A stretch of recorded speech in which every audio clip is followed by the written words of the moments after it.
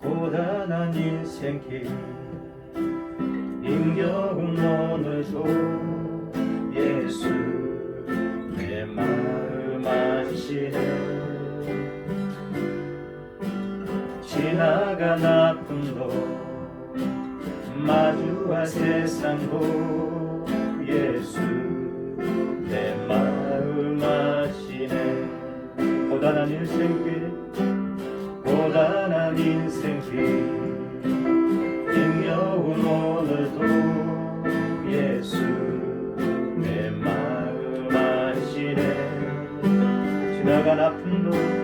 지나간 아픔도 마주할 세상도 예수 내 마음 아시네. 믿음의 눈으로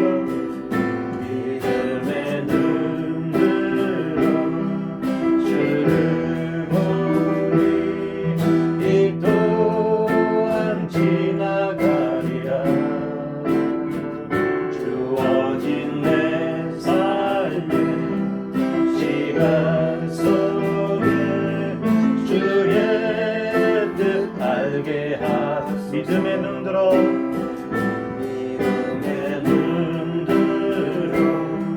주를 보리. 이 또한 지나가리라. 주어진 내 삶의 시간 속에 주의 뜻 알게 하소서. 하루를 살아도 기쁨으로 가리. 예수 늘 함께 하시네. 후회도 염려도 온전히 맡기리. 예수 늘 함께 하시네. 믿음의 눈들어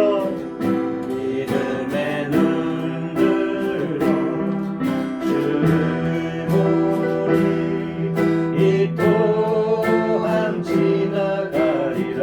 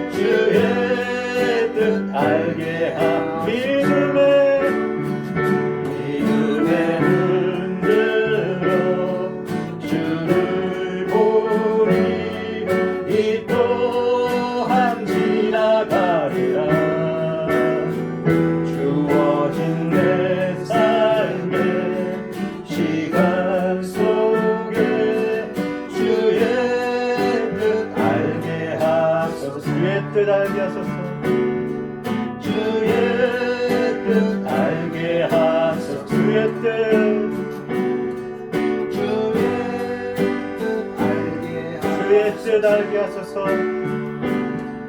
주의 뜻 알게 하소서.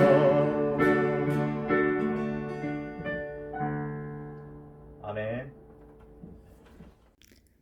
사랑하는 하나님 아버지, 복되다 하신 주일 아침입니다. 여기에도 계시고 하늘에도 계시며 세상 땅끝에도 계시다 믿사오나 특별히 세문안교회 아가페 봉사부 한 사람 한 사람의 흩어진 처소에 지금도 함께 계신 줄 믿고 있으니 무한 감사를 드립니다. 성경 말씀대로 우리는 하나님의 군사처럼 살아야 하고 어느 때는 포도원 청지기처럼 살아야 하며 성전 모퉁이돌처럼 살기도 하고 또 어느 땐 죽기까지 각오하며 살아야 한다 하셨는데 요새는 코로나19가 온 세상을 덮은 이 시간을 마주하고 보니 먹고 사는 걱정과 죽을까 하는 걱정과 앞을 모르는 두려움으로 즐겁게 찬송하는 것도 말씀을 이웃과 나누는 것도 잊은 채 우왕좌왕 그렇게 살아온 지난 시간을 돌이켜봅니다.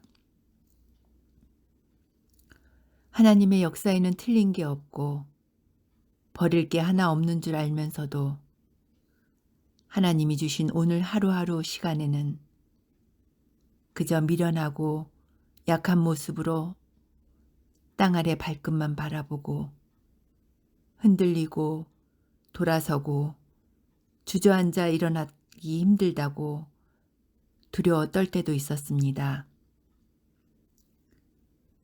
우리들의 믿음이 휴지 조각이 되지 않도록 붙잡아 주시옵소서. 우리들에게 주신 예수님의 십자가 그저 힘없는 나무 십자가가 아니라 뜨거운 성령의 불길로 충만한 하나님의 변치 않는 약속이 되게 하여 주시옵소서. 직장을 잃기도 하고 몸이 아프기도 하고 외롭고 쓸쓸하기도 하고 자주 실패하고 또 실수하고 또 죄를 짓기도 하지만 세상에서 지켜야 하는 사회적 거리두기가 오히려 하나님께 더 가까이 바짝 다가가는 시간이 되어 우리의 마음을 바로 세워주시고 단단하게 잡아주시길 원합니다. 할 일은 많은데 모이지 못하는 이 상황을 누구보다 더 잘 알고 계시는 하나님. 그럼에도 불구하고 하나님을 기쁘시게 하는 뜨거운 마음을 주시고 더욱 예배와 우리의 모임을 사랑하는 마음 주시고 기도로 서로를 도닥이며 앞으로 성장해 나갈 수 있도록 도와주시기를 원합니다. 누구보다도 아가페를 이끌어 가시는 두 목사님 그리고 장로님께 하나님의 든든한 팔이 함께 하셔서 힘이 나게 해주시고 그것으로 말미암아 우리 아가페 봉사부가 말씀이 생활이 되고 서로의 교제가 따뜻함이 되고 서로 앞에서 끌고 뒤에서 밀어주는 마음으로 아름다운 공동체가 되도록 인도하여 주시옵소서. 오늘도 몸은 멀리 있지만 주시는 말씀으로 우리의 삶이 가득가득 채워지게 하시고 하늘나라를 위해 내가 할 일이 무엇인가 다시금 생각하는 시간이 되게 하여 주시옵소서. 예수님의 이름으로 기도합니다. 아멘.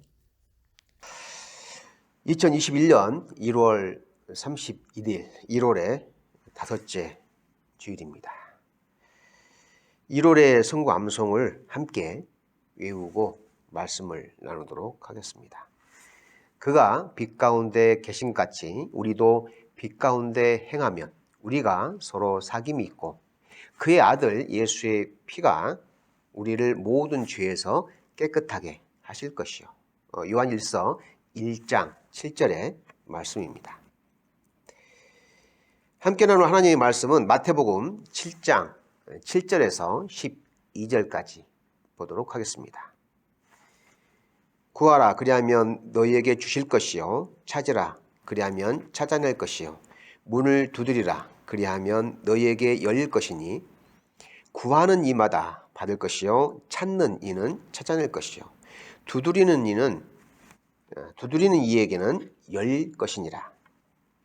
너희 중에 누가 아들이 떡을 달라 하는데 돌을 주며 생선을 달라 하는데 뱀을 줄 사람이 있겠느냐.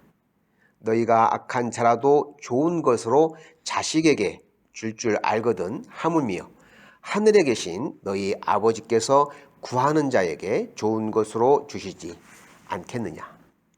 그러므로 무엇이든지 남에게 대접을 받고자 하는 대로 너희도 남을 대접하라. 이것이 율법이요 선지자니라. 이번 주 큐티의 말씀은 마태복음 7장 1절에서 12절까지 우리가 나누었습니다. 1절에서 6절 그리고 7절에서 12절까지 본문의 내용이 두 단락으로 되어 있는데 두 가지를 다 다루기에는 시간이 부족합니다. 그래서 오늘 말씀은 7절에서 12절까지 한 단락만 다루도록 그렇게 하겠습니다. 7장 1절에서 6절까지의 내용은 형제에 대해서 비판하지 말라, 판단하지 말라고 하는 권면의 말씀이라고 한다면 7절에서 12절까지의 내용은 기도의 원리와 태도에 대해서 말씀하시는데 하나님께 무엇이든지 구하면 들어주시고 가장 좋은 것으로 주시겠다고 하는 약속의 말씀이 선포되고 있습니다. 그런데 12절에 보면 남에게 대접을 받고자 하는 대로 남을 대접하라고 하는 말씀이 있습니다. 엉뚱하게 이 말씀이 왜 나왔을까요? 하나님께 간구하는 기도에 대한 내용에서 갑자기 남을 대접하라는 내용으로 바뀝니다. 이 말씀의 의미가 무엇일까요? 내가 하나님께 구한 모든 것은 나의 유익을 위해서 간구하는 것이 아닌 남의 유익을 위해서, 남을 섬기기 위해서 하나님께 간구하라는 뜻입니다. 그래서 기독교는 섬김의 종교이며 헌신의 종교입니다. 다시 말하면 사랑의 종교라고 할 수 있습니다. 나의 유익을 구하는 것이 아닌 남의 유익을 구하는 종교입니다. 하나님의 말씀에서 유난히 사랑을 강조하는 이유가 여기에 있습니다. 고린도전서 13장에 보면 사랑에 관한 말씀이 나오죠. 자기의 유익을 구하지 아니하며 믿음, 소망, 사랑 그 중에 제일은 사랑이라. 12절 마지막 부분에서 이것이 율법이요 라고 말씀하고 있습니다. 로마서 13장 10절에서는 사랑은 율법의 완성이니라 라고 말씀하고 있습니다. 예수님께서 바리새인들, 서기관들, 장로들을 향해서 책망하신 대목이 바로 이 대목입니다. 구약의 율법의 핵심은 남을 대접하는 것입니다. 남을 섬기는 것입니다. 이것이 사랑이며 율법의 완성이라고 말씀하고 있습니다. 하지만 이들은 자신들의 배를 불리기 위해서 가난한 이들을 착취하고 가로채고 나눌 줄 몰랐습니다. 율법을 이용해서 힘없고 연약한 사람들을 괴롭혔습니다. 율법을 이용해서 자신들의 권위를 세우고 세력을 키우고 권력을 행사했습니다. 이것은 율법의 본 취지와 전혀 맞지 않습니다. 예수님께서 말씀하신 율법은 남을 섬기고 남을 대접하는 것인데 종교의 지도자들은 그렇지가 않았습니다.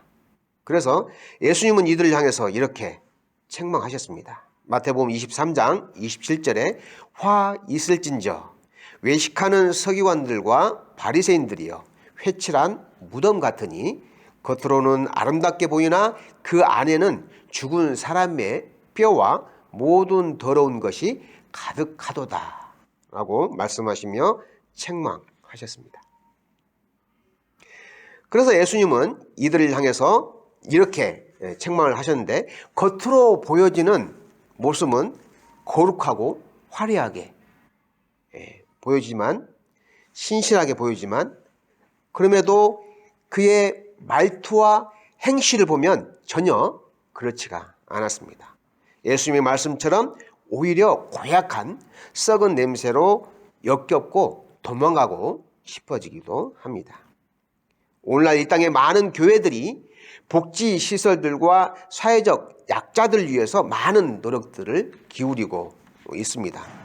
하지만 그럼에도 불구하고 사회의 지탄을 받고 손가락질을 받는 이유가 무엇일까요? 결국은 사회를 위하고 지역사회를 섬긴다고 하지만 자신들의 교회를 홍보하고 알리고 자랑하기에 급급하며 교세를 늘리기 위한 방법으로 사용하기 때문입니다. 마태복음 6장 3절에서 너는 구제할 때 오른손이 하는 것을 왼손이 모르게 하여 라고 말씀하고 있습니다. 오른손이 구제하는데 어떻게 왼손이 모를 수가 있겠습니까? 구제할 때 자랑하지 말라는 것입니다. 아주 가깝게 있는 사람에게도 알리지 말고 조용히 남을 돕고 섬기라는 그러한 의미입니다. 내 유익을 찾지 않고 남을 돕고 섬기는데 사용하겠다고 하면 하나님께서는 우리가 구하는 모든 것을 다 들어주시겠다고 말씀하고 있습니다. 다시 말하면 하나님께서 우리가 간구하는 것들을 들어주시지 않는 이유가 내 욕심을 위해서, 나의 배를 채우기 위해서 간구할 때 하나님은 냉담한 반응을 보이시고 외면을 하신다는 것이죠. 그럼에도 불구하고 우리는 하나님께 간구하는 것에 대해서 들어주시지 않는다고, 응답하시지 않는다고 불평하고 투정하고, 심지어는 하나님이 어디 있느냐, 하나님은 존재하지 않는다라고 말을 늘어놓기도 합니다. 마치 하나님이 무슨 도깨비 방망이처럼 돈 나와라 뚝딱, 금 나와라 뚝딱 하는 식으로 하나님을 대하는 경우가 흔하게 일어나고 있습니다. 내 욕심과 탐심이 가득한 그러한 기도는 하나님이 들어주시지도 않고 오히려 하나님의 책망을 받기 쉽습니다. 하나님은 섬김의 대상이지 뭔가를 요구하는 대상이 아니라는 것을 꼭 명심하시기 바랍니다. 하나님에 대한 인식을 확실히 해야 합니다. 그렇지 않으면 이단 사이비처럼 하나님을 이용해 자신의 욕심을 채우고 타락의 잘못된 길로 나아갈 위험이 큽니다. 요즘 미스컴에서 경북 상주에 선교 본부를 두고 있는 인터콥에 대해서 사회와 교회가 시끄럽습니다. 이 선교 단체 문제는 뭘까요? 코로나 방역 지침에 비협조적이며 오히려 가짜 뉴스를 퍼뜨려 사람들을 혼란에 빠뜨리고 있습니다. 예방 접종 백신을 맞으면 DNA가 조작되어서 노예처럼 변할 것이라고 주장을 하는가 하면 선교단체 멤버들의 휴대폰 전화를 꺼버려서 위치 추적을 할 수 없도록 하고 코로나 검사를 받으라고 해도 숨어버리고 꼼짝을 하지 않습니다. 이들로 인해 주변의 사람들이 받아야 하고 감당해야 할 고통과 어려움은 말로 다할 수 없습니다. 자신들만의 안위만 생각하고 다른 사람들에 대해서는 전혀 외면해버리는 대구 신천지 집단이나 강북 사랑제일교회와 전혀 다를 게 없는 집단이라고 할 수 있습니다. 이들이 주장하는 선교의 논리는 BTJ, 라고 하는 약자를 써서 Back to the 예루살렘이라고 하는데, 그 의미는 복음이 전파되어서 중동의 이슬람권을 정복하고 예루살렘까지 도달하면 예수님이 재림하신다고 하는 이론을 펼치고 있습니다. 세상이 사탄에게 지배를 당하고 있기 때문에 싸워서 빼앗아야 하고 영적 전쟁을 치름으로써 예루살렘을 회복해야 한다고 주장하고 있습니다. 이들의 논리는 그럴듯해 보입니다. 하지만 이들의 전도 방법에는 강압적이고 폭력적인 면이 고스란히 담겨 있습니다. 한 예로 인도의 복음을 전하러 가서는 인도 사원 앞에서 땅밟기를 하면서 찬양을 부르고 기도하는 행위를 합니다. 사원을 찾는 인도 사람들이 이들의 행위를 보면 어떤 반응을 보일까요? 잘 왔다고 하면서 환영할까요? 이들의 따가운 시선과 냉대는 오히려 복음을 방해하고 인도에 정착해서 복음을 전하고 있는 선교사들의 사역을 방해하는 역효과를 나타낸다고 할 수 있습니다. 또한 자신들의 선교 사역을 대대적으로 자랑하며 일반 교회에서 하지 못하는 선교를 자신들이 담당하고 있다고 말하며 자신들의 존재를 부각시킵니다. 실제로 많은 교회들이 이들의 선교를 지지하는 교회들도 상당수 있다고 합니다. 그래서 이번 인터콥 사건으로 인해 곱지 않는 비기독교인들의 시선이 교회를 향하고 있는 실정입니다. 1년 이상을 끓고 있는 코로나 전염병 사태는 우리 교회의 민낯을 그대로 보여주고 있습니다. 오늘날 교회가 얼마나 부패하고 오염되어 있는지를 낱낱이 보여주는 사례가 되었습니다.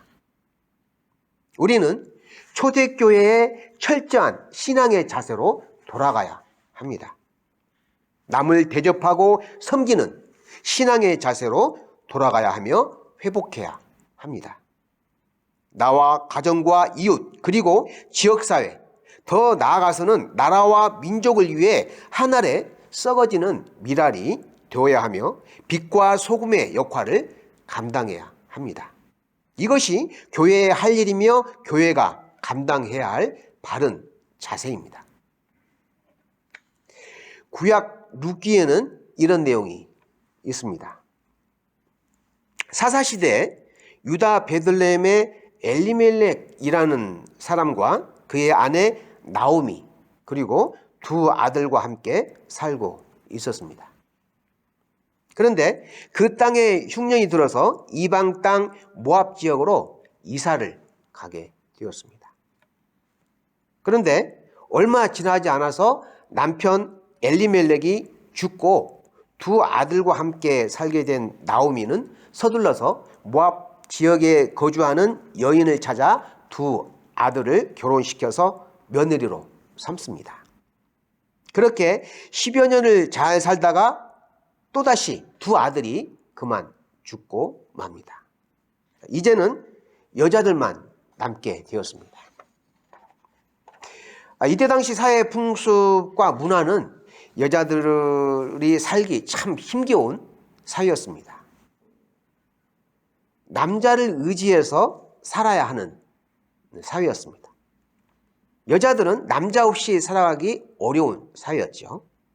어려서는 아버지를 의지하고 성장해서는 결혼해서 남편을 의지하고 늙어서는 아들을 의지하며 살아가야 하는 상황이 이때 당시의 문화였습니다. 과부가 된 두 며느리에게 시어머니 나오미가 이렇게 말을 합니다. 너희들은 아직 젊고 앞날이 창창하니 좋은 남자를 만나서 재혼해라 라고 권면을 하며 친정으로 돌려보냅니다. 첫째 며느리는 고향으로 돌아가죠. 둘째 며느리는 그렇지 않습니다. 시어머니를 섬기겠다고 하며 고향으로 돌아가지 않습니다.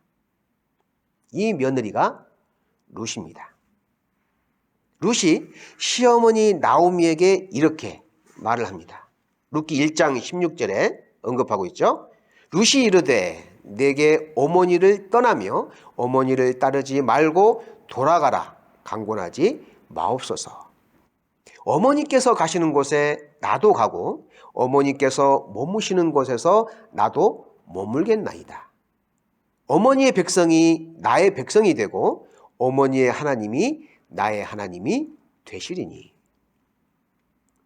이토록 간절하게 매달리는 며느리에 대해 시어머니 나오미는 함께 하기로 결심을 합니다. 시어머니 나오미는 모압 땅에서 남편을 잃고 두 아들까지 잃고 작은 며느리와 함께 고향 베들레헴으로 돌아옵니다. 베들레헴에서의 삶은 고달프기 그지없는 삶이었습니다. 먹고 살 길이 막막합니다. 며느리 룻은 남의 논밭에 나가서 수확하고 남은 떨어진 벼 이삭을 주우며 그것으로 시어머니를 봉양하며 극진히 모시고 섬겼습니다. 논밭에 떨어진 벼 이삭이 적은 날에는 룻은 굶으면서까지 시어머니를 열심히 봉양하고 섬겼습니다. 궁핍한 삶 가운데서도 룻은 시어머니가 섬기는 하나님에게 어떠한 불평과 불만도 한마디도 하지 않습니다.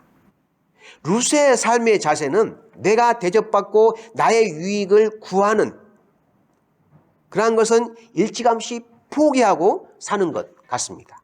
오로지 남을 대접하고 섬기는 마음가짐이 되어 있는 성품을 가지고 있었던 게 틀림없습니다.